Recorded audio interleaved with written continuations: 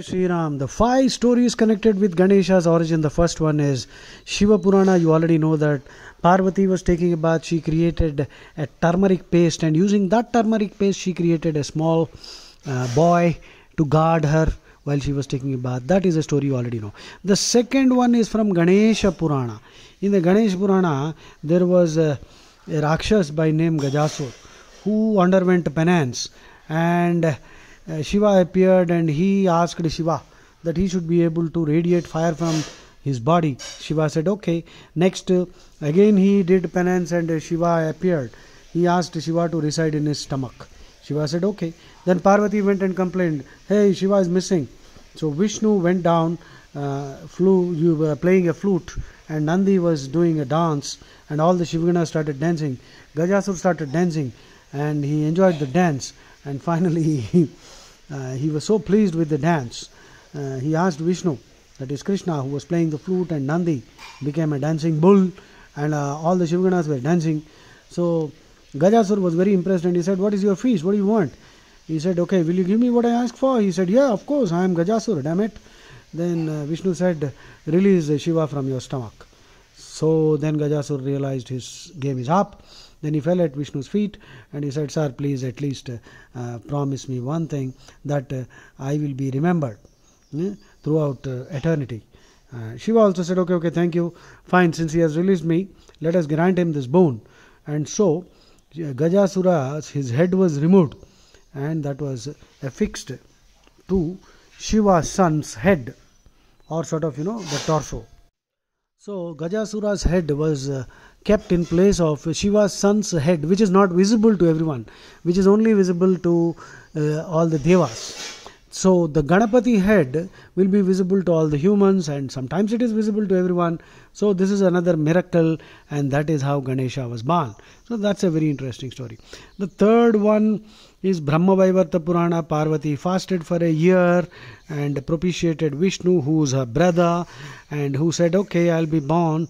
So Lord Krishna promised her that he will be born in every kalpa to her as a son.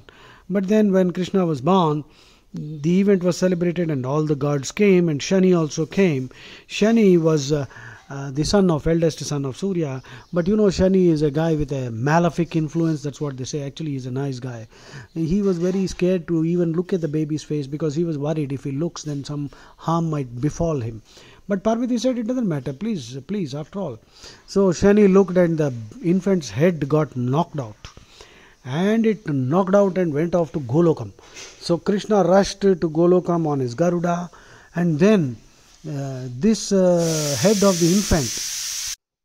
So when Krishna landed there, he saw something very amazing happening.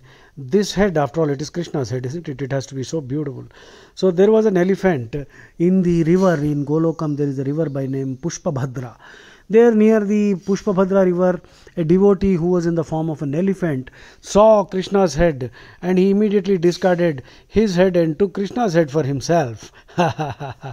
So Krishna said, okay, you want to keep this? Fine.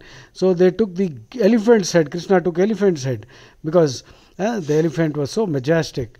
And because it was a great devotee of Krishna, it had a majestic appearance. So Krishna took that elephant head and brought it back and put it on the infant. And that is how in the Brahma Vaivarta Purana, Ganesha was born.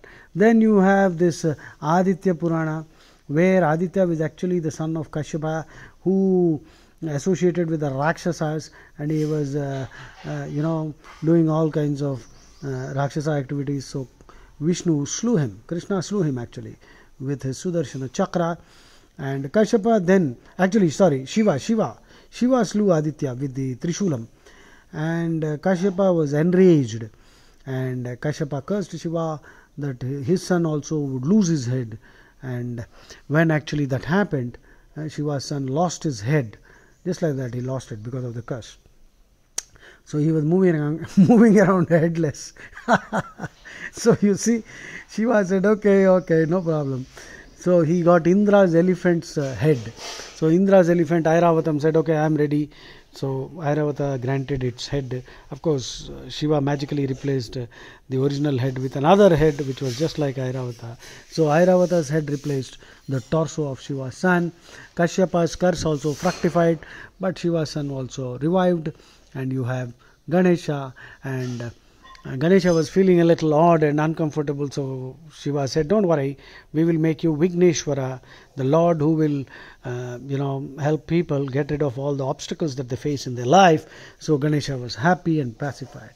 Then finally there is one more story which is called the Malini Puranam. Malini is actually an elephant-headed goddess who was a devotee of Parvati Devi.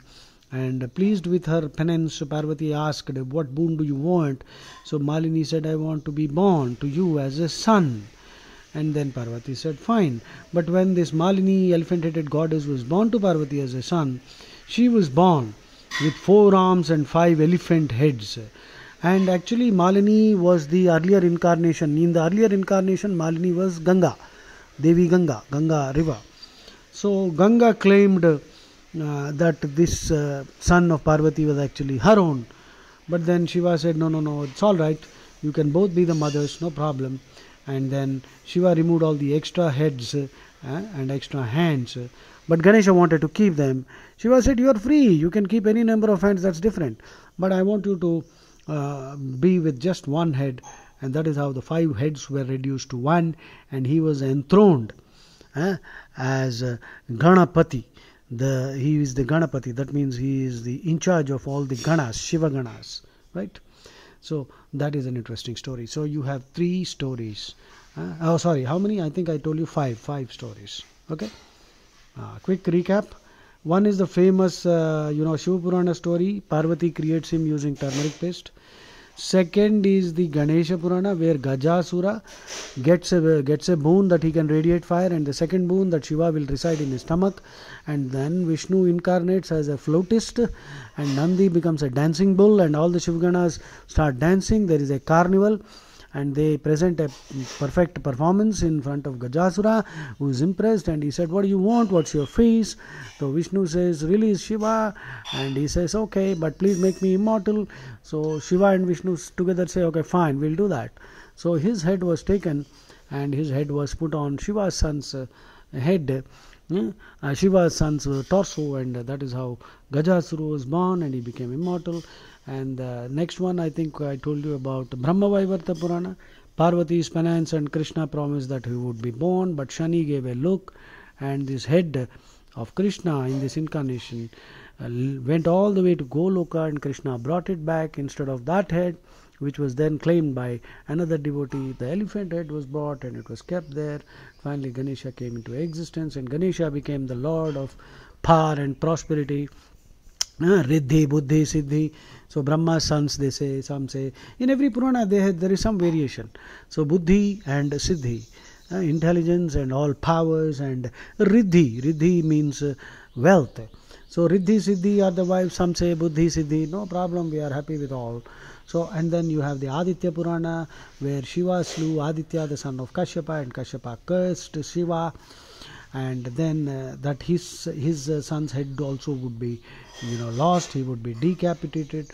But then when that happened and Shiva's son lost his head, Shiva replaced it with the head of Airavatam, Indra's elephant, and Airavatam was more than happy to do that. And then you have the last one, Malini Puranam. Malini was a devotee of Parvati who wanted to be born to Parvati as a son. Parvati said Tadhastu, but she was born with 5 elephant heads and 4 arms, and Ganga claimed him as her son, because Ganga was none other than Malini. Malini's earlier incarnation was Ganga. But then Shiva said, okay, it's all right, you both can be moms, there's no problem. Shiva said 5 heads is too much, so you'll just have 1. And Vigneshwara became the controller of all obstacles, and he will actually remove obstacles. He was given an important position in Shiva's bureaucracy. So these are interesting stories. Remember, Hindu stories will teach you many things about creativity, lateral thinking, quantum mechanics, classical physics, and some idiots who have nothing but hatred and Hindu phobia in their heads, they don't look at their holy books, which are full of utter irrational filth, which we can't even discuss in decent society. They have the bloody cheek to raise questions. Those three you already know, two desert cultists and one is the communist. Whenever they start a conversation, you just tell them to get out, because then you will have to also tell them, if they are willing, just then they should listen to what is there in their books. Okay, anyway, offense is the best form of defense. We have taken enough shit for the last 2000 years. Now we are going to give it back in style. Jai Shri Ram.